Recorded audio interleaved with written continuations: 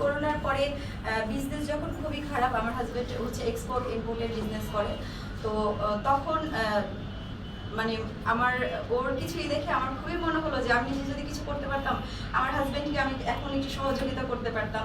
এইটা থেকে মাথায় এসেছিল।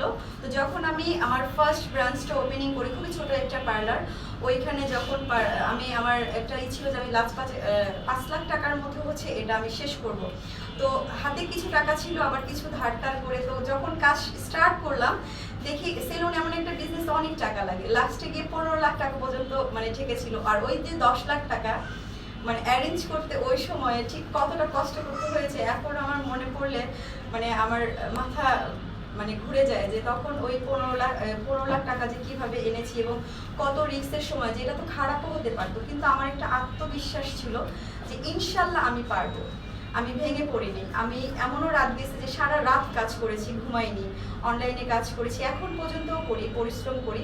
তো তখন থেকে করোনার পরে যখন আমি 3 জন স্টাফ দিয়ে শুরু করেছি, আমি নিজে কোনো কাজ জানতাম না, তো তখন বিভিন্ন রকম প্রবলেম আমাকে ফেস করতে হতো। তখন আমার একসময় মনে হলো যে আমি কাজ শিখি, আমি নিজে যদি কাজ পারি তাহলে এই প্রবলেমগুলো আমি আমার লাইফে আসবে না। তখন আমি কাজটা শুরু করলাম এবং আলহামদুলিল্লাহ আমি এরকম থিওরি নিয়ে হচ্ছে বিজনেসে নেমেছিলাম যে দীর্ঘ 6 মাস যে আমি যে খরচটা আমার তখন 83,000 টাকা মান্থলি খরচ ছিল, ভাড়াটা বেতন সহ, যেটা আমি ঘর থেকে এনে দেবো। কিন্তু আলহামদুলিল্লাহ প্রথম মাস থেকেই আমাকে মানে কোনো ঘর থেকে এনে দিতে হয়নি।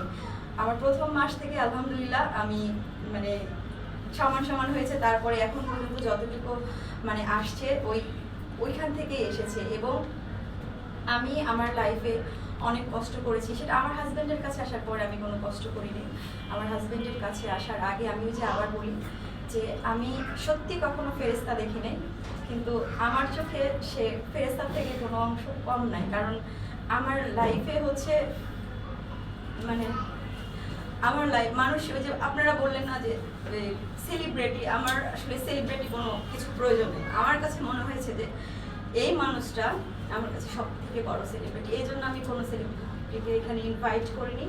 আপনারা সবাই দোয়া করবেন সে যেন সারা জীবন আমার পাশে এভাবে থাকে এবং আমি যেন তার হাত ধরে সারা জীবন থাকতে পারি।